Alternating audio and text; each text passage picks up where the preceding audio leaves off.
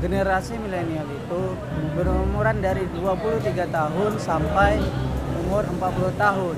Nah, jadi di sini pandangan di luar mengatakan bahwasanya generasi milenial itu adalah generasi yang lahir pada tahun 2000 sampai 2020. Itu persepsi yang salah sebenarnya.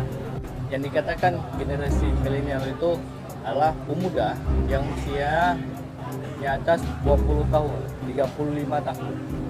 Itu yang dikatakan generasi milenial dan dipersiapkan untuk tahun 2035.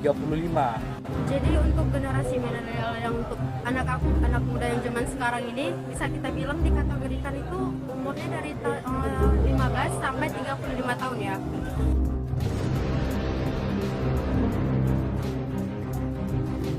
Peran dan fungsi generasi milenial dalam menangani, dalam melihat bagaimana kebijakan pemerintah, bagaimana mengubah inovasi dan memberikan inovasi yang baru terhadap zaman saat ini. Seharusnya ada gagasan baru yang dapat diberikan oleh generasi milenial. Kita ambil dalam contoh bagaimana pemberantasan korupsi. Tentunya anak-anak muda yang mau berkontribusi, mau memberikan waktunya, mau memberikan pikirannya, mau memberikan semangatnya untuk orang-orang di sekitarnya, karena sebaik-baik manusia adalah manusia yang bermanfaat untuk manusia yang lainnya. Jadi ketika di waktu muda ia sudah tidak mau memikirkan tentang orang-orang di sekitarnya, maka ini akan menjadi penyakit kronis di masa depan. Dengan adanya ditanam moral agama, etika agama, sehingga mereka juga nanti ke depannya harapannya dapat memajukan negeri ini dengan apa yang sudah mereka dapatkan. Berawal dari masjid, kita melangkah perlahan, tahap per tahap, sehingga menjadi pemimpin Indonesia yang maju ke depannya. Mereka, para pemuda-pemuda ini harus memiliki bakat yang bisa dikembangkan sehingga dapat membawa perubahan. Ya, salah satu contohnya inilah, bahwasanya pemuda ini sebelum dia ingin membangun sebuah negeri, terlebih dahulu bangunlah diri sendiri terdahulu. Ketika dia sudah membangun diri sendiri telah kuat, ajaklah keluarga mereka. Ketika ada dorongan dari keluarga, maka tingkatkan lagi ke daerah, ke provinsi, dan bahkan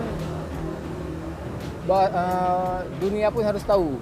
Generasi milenial ini bisa dikatakan akhir-akhir yang sering diperbincangkan, mulai dari segi etika, pendidikan, moral, dan juga lebih pentingnya tentang etika kerja juga, misalnya dalam lapangan kerja. Dalam pemakaian teknologi juga, remaja milenial ini sering menyalahgunakan. Contohnya seperti media sosial, di mana media sosial ini bukan hanya untuk memperbanyak follower ataupun eksis di tempat-tempat foto-foto yang bagus atau bagaimanapun itu, tetapi pada media sosial ini juga memanfaatkan itu sebagai pusat kreativitas untuk remaja milenial sekarang. Digital. Generasi milenial sekarang dinilai memiliki fungsi yang sangat penting dalam pembangunan negeri. Karena pemuda sekarang memiliki ide-ide segar, pemikiran yang kreatif, dan inovatif yang dimiliki generasi milenial, yang diyakini dapat mendorong terjadinya transformasi negeri ke arah yang lebih baik dengan melalui perbaikan, perkembangan, dan perubahan modern. Dengan adanya kualitas dan kuantitas yang luar biasa, generasi milenial dapat berperan aktif dalam membangun bangsa dan negara menjadi sangat penting. Terlebih lagi di era teknologi saat ini, mereka sangat memiliki peran penting, yaitu peran agen perubahan bangsa. Di era teknologi saat ini, kaum milenial atau pemuda milenial diyakini memajukan suatu bangsa sebagai cyber army. Kaum milenial sekarang memiliki 3 peran penting dalam memajukan suatu bangsa, yakni kaum milenial itu sebagai cyber army, yaitu menyebarluaskan gagasan-gagasan nasionalisme dan memerangi penyebaran berita hoaks di media sosial.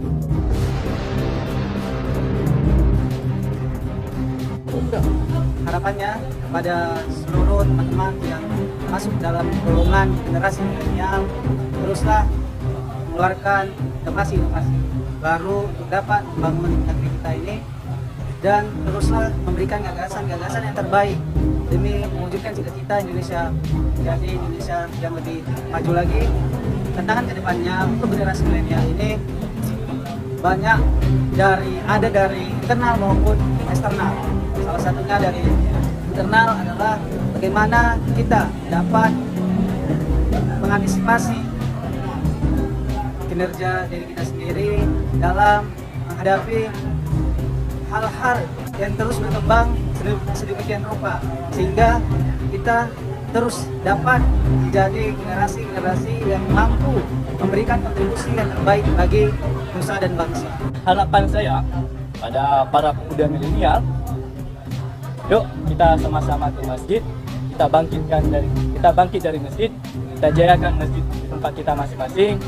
Yakin dan percayalah, kita akan mampu memimpin negeri kita ini suatu saat nanti, di mana yang sekarang sering kita kenal masa milenial, masanya pemuda emas di 2035, maka kita persiapkan pada sekarang ini.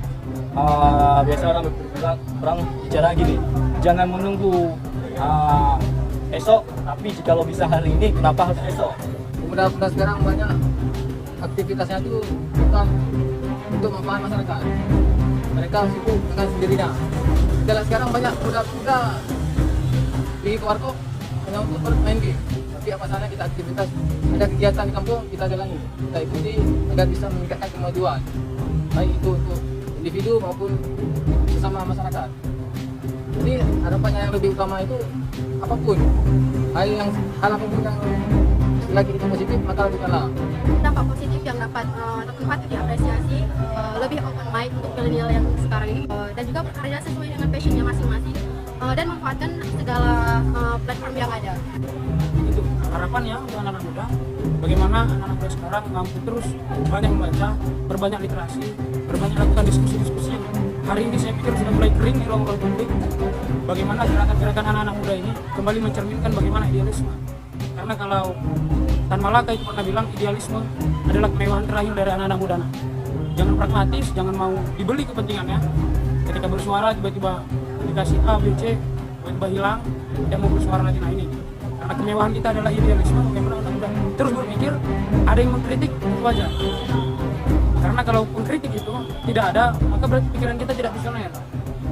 Berarti ada yang kurang dari pikiran kita. Tapi kalau ada yang kritik, berarti pikiran kita itu ada nilai tawarnya, ada nilai jualnya. Nah, mungkin bagi saya itu bagaimana anak-anak muda mampu jauh semua tantangan di era yang 4.0. Tentunya dari setiap hal dapat memberikan harapan, ya. Kami selaku pemerintah kampung juga berharap, punya harapan terhadap remaja-remaja di Indonesia, khususnya di Kota Langsa, terkhusus lagi di Kabupaten Slimeng. Harapkan untuk dapat berperan aktif dalam memberikan kontribusi terhadap pembangunan yang di dalam Kabupaten Slimeng sendiri. Tentunya dalam menjalankan pembangunan di Kabupaten Slimeng, tentunya bagi pemuda pun mempunyai tantangan tersendiri terhadap proses perkembangan pembangunan kampung tersebut. Tentunya tantangan yang dihadapi kita sekarang tentunya adalah lingkungan. Mengingat sekarang sudah terlalu banyak narkoba yang sudah terjerumus terhadap remaja-remaja kita. Di sini kita ikut berperan aktif dalam memberantas narkoba tersebut. Terima kasih telah melihat video yang saya buat. Dengan ini kita mengetahui apa yang harus dilakukan oleh remaja pada masa sekarang, di mana mereka tidak harus terbuai oleh media sosial dengan hal-hal negatif, tapi mereka harus bagaimana mereka menghasilkan suatu karya yang kreatif agar bermanfaat bagi seluruh masyarakat dan berguna dan dapat dicontoh oleh masyarakat lainnya. Dengan ini saya Muhammad Irfan mengakhiri. Wabillahi taufiq wal hidayah. Wassalamualaikum warahmatullahi wabarakatuh.